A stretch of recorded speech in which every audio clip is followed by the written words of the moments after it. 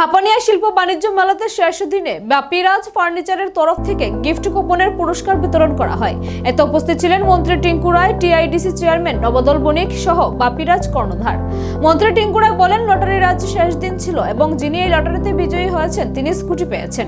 তিনি ব্যবসায়ী বাপিরাজকে শুভেচ্ছা জানান এবং বলেন তাদের অগ্রগতি যেন আরো ভালো হয় এবং তাদের ব্যবসার যেন আরো উন্নতি হয়। একসঙ্গে ভার্চুয়াল সেখানে এই বিজয় আমাদের উন্মোচন হয়েছিল। সময়ের অপেক্ষা চালু হয়নি। বর্তমান সেখানে তাদের রাজনৈতিক সেখানে অস্থিরতার কারণে সেটা হয়তো স্তব্ধ হয়েছে, কিন্তু আগামী দিনে অবশ্যই চালু হবে। এটা ভাবার কথা নয় যে শুধু আমাদের লাভ হবে। এই সমস্ত দরজা খুলে গেলে সেখানে বাংলাদেশের অর্থনৈতিক অনেক উন্নতি হবে। আজকে সেখানে যদি হয় আমাদের সঙ্গে আগরতলা দূরত্ব 200 কিলোমিটারের ব্যবধানে হবে, যেখানে চিটাগাং পোর্ট থেকে শুরু করে এখানে।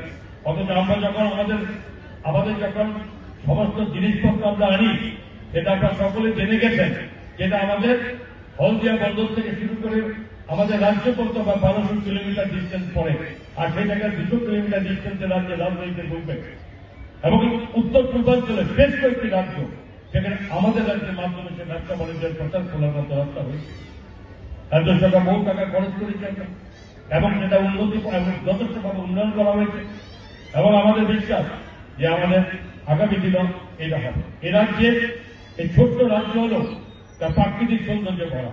আজকে এখানে আগরতলা গ্রিন সিটি, আমাদের স্টেটকে গ্রিন স্টেট বলা হয়।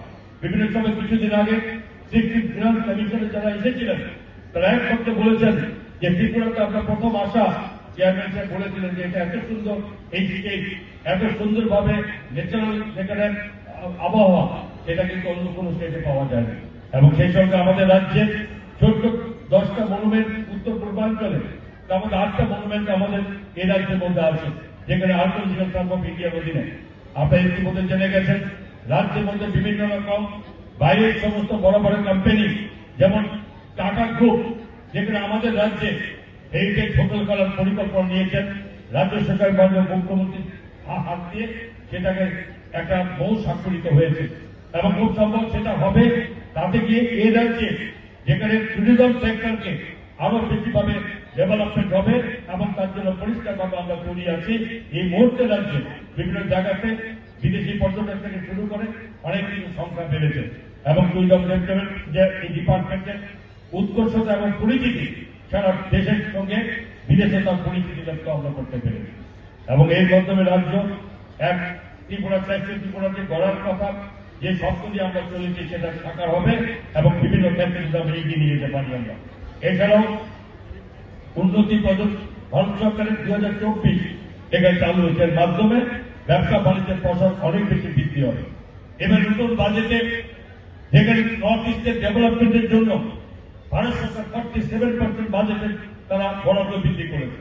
স্বাভাবিক নর্থ ইস্টের এই বরাদ্দের মধ্যে আমাদের রাজ্য তার থেকে বাড়ছে একটা উন্নতির দিকে আমরা এগিয়ে দিতে পারবো।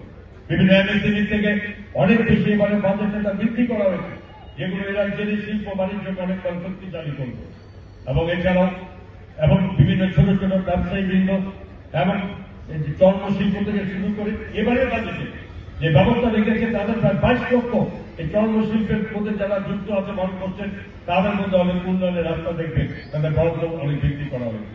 আমরা এছাড়াও আরবান চ্যালেঞ্জ ফান্ডকে 1 লক্ষ কোটি টাকা বরাদ্দ করেছে এবার, যার মাধ্যমে রাজ্যের সমস্ত ছোটখাটো ব্যবসায়ী থেকে শুরু করে এবং সমস্ত কিছু মানুষের চাষের প্রতি অনেক বাড়বে, রোজগার তাদের বৃদ্ধি হবে।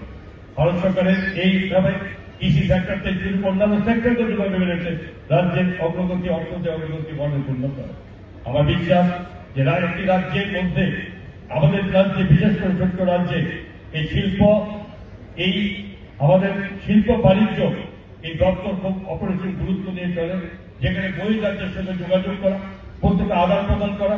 এখন বহির রাজ্যের থেকে তাদের উৎপাদিত তাদের এই সামগ্রী নিয়ে এই রাজ্যে আসা, আমাদের রাজ্যের সমস্ত উৎপাদিত যেখানে বাস ভেদ থেকে শুরু করে যেগুলো অত্যধিকভাবে গুরুত্ব আরোপ করেছে, সারা ভারতবর্ষে তার পরিচিতি লাভ করেছে। এই সঙ্গে আমাদের রাবার বিজনেসের উৎপাদিতা এবং বাসের যে বিজনেস আবার চলছে, আমাদের মাননীয় মন্ত্রী টিঙ্কু রায় বলেছেন যে আটক ব্যবসার সঙ্গে যথেষ্টভাবে ভারতবর্ষ এগিয়ে চলেছে, ভারতবর্ষের মধ্যে রাজনৈতিক এগিয়ে চলেছে এবং এই শিল্প মেলার মাধ্যমে পরিচিতি এবং আজকে শুধু শিল্প মেলা থেকে একে অপরের সঙ্গে মিলন এবং আমাদের ব্যবসায়িক জিনিসপত্র আদান প্রদান থেকে শুরু করে যেভাবে আমরা এগিয়ে চলেছি, আগামী দিনে আমাদের রাজ্যের শিল্প বাণিজ্য দপ্তর অনেক দূর এগিয়ে যাবে।